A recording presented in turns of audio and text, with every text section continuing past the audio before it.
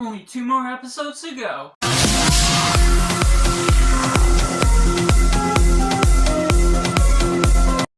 Welcome to Cinema, where we focus on a film. I'm Josh, this is Simply Cinema. Let me know down in the comments below what you thought of Dune Prophecy Episode 4. Was it good, was it bad, or somewhere right in the middle?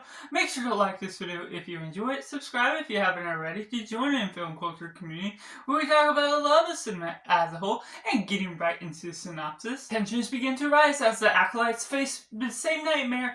There are certain things with conspiracies led to get the Harkonnens in power, and Desmond is still afoot with all he's scheming. And getting right into my review, this is directed by Richard J. Lewis, who also directed episode 3, and the blocking of everything that's brought together is done well, especially for the big wide open rooms, especially in the trial scene. The lighting is quite good, it's not backlit, and so just the way it all comes off is just done super well. The costumes, as always, are something that makes you feel transformed into this world that they're all sucking you into. And so there's not necessarily any sacrifices still going throughout the show that I felt might waver from episode to episode. The CGI might look not so good. The sets may not be as adequate to the nature of what you may expect out of this. Some things about the show from the get-go, of course, the plot can be a little thin at times. The Dune movies are a lot more complex and well thought out in the nature of what it's diving into, its religion, within certain themes that it has to express. This is a little bit more dumbed down to some regard, but I'm still really enjoying the general essence of it. It's about the rise to power and certain characters here and there. Desmond especially is the true focus to this.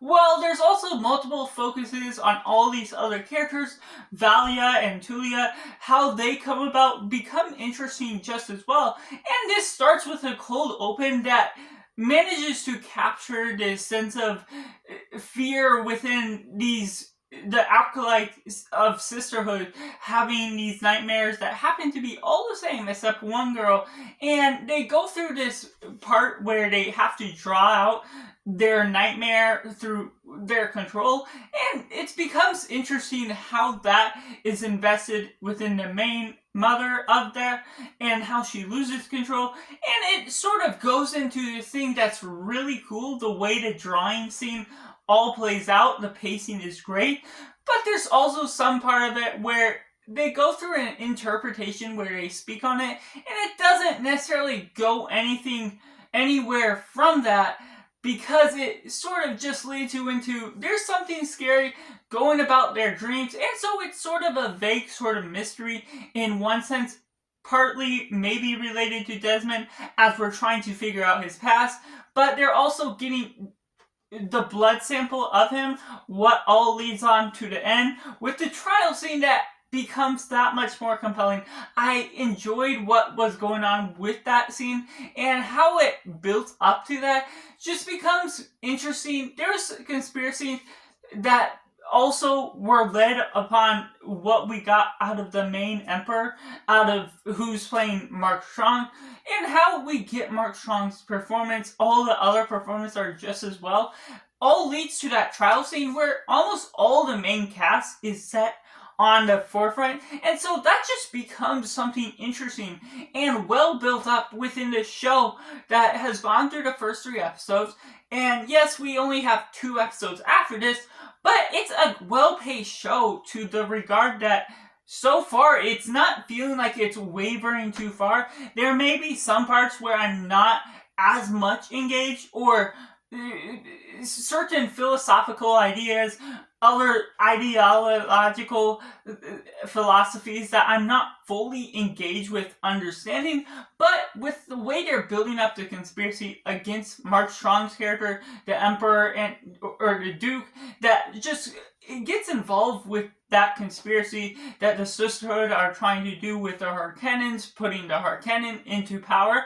It's something that's a little thin in the nature of trying to put them a little bit obvious in the position of who they're putting up on trial and trying to investigate and blame for the wrong thing, just goes about in a different sort of way, but it all leads into something that still works that much more powerful with the element of mystery that I personally just am engaged with mystery regardless of it really becomes vague or if it really reveals too much. And this one sets it up in all this nice manner, just with all the work that's done with the cinematography, the directing, how it all comes about. It's well paced and well edited to the nature of what I sort of don't always expect with this show, and the hour length for each episode. I'm not necessarily always appealed to TV shows over movies, and so that's what can turn me off a little bit.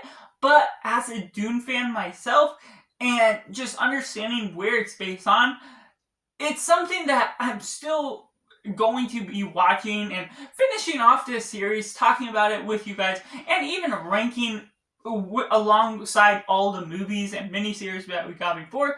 But just the way that the investigation is coming about, certain things that I'm yet to discover about what we're figuring out with Desmond, with the plan, how we're getting Harkonnens and powers, and also remembering this is about 10,000 years before the birth of Paul Atreides, and so there's lots of filler that could end up turning certain things here and there, whether the books have filled in those gaps or not. I don't know if we'll get that into media, but regardless, this is still a show that speaks well with me to the nature of the more than I hoped for, and not too disappointing in the regards that what we're getting so far is something that would turn me off from being able to continue this series, and thankfully has been satisfying the nature of what I expect thus far. So that's just my personal review for Dune Prophecy Episode 4, which I have to rate as simply 7.5 out of 10. Let me know down in the comments below what you thought of Episode 4.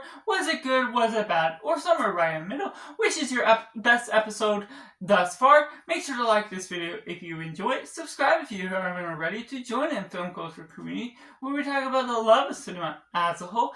And so that's just all, and make sure to do yourself a favor and go watch a movie.